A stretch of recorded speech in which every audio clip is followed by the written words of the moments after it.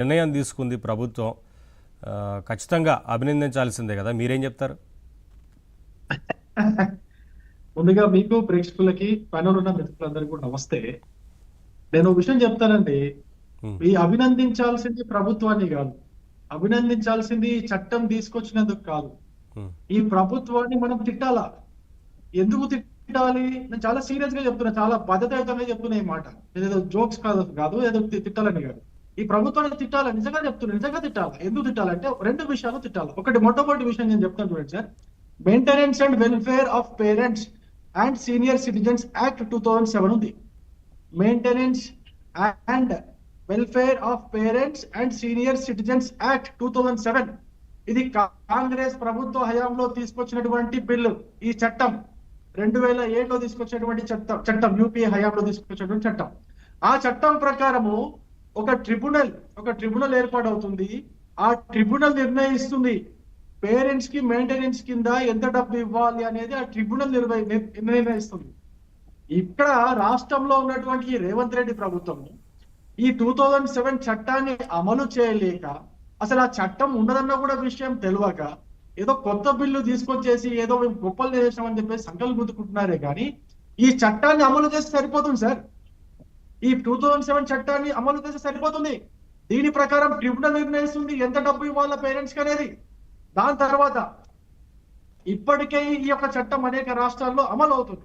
అయితే ఇప్పటికే ఉన్న చట్టాలని అమలు చేయకుండా కొత్త పేర్లతో కొత్త బిల్లులు, కొత్త చట్టాలు తీసుకొస్తూ తమ పాలనలో ఉన్న యొక్క వైఫల్యాలని మళ్ళీ బయట పెట్టుకున్నారు కదా రేవంత్ రెడ్డి గారు. ఇదొక విషయం. రెండో విషయం ఎంత తిట్టాలంటున్నాండి సార్, మీకు ఒక విషయం తెలుసా?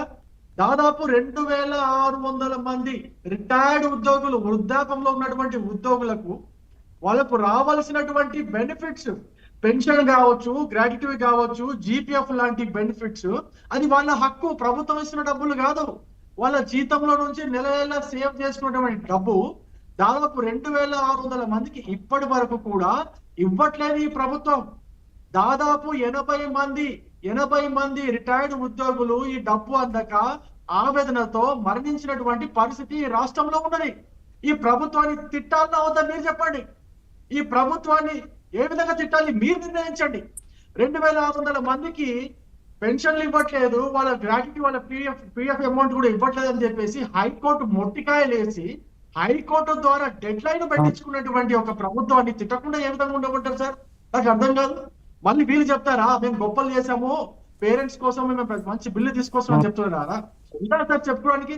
సిగ్గుండాలి కదా సార్ కొంచెం మాట్లాడుకోవడానికి, ఆ విధంగా చెప్పుకోవడానికి. ఉన్న చట్టాన్ని అమలు చేయరు.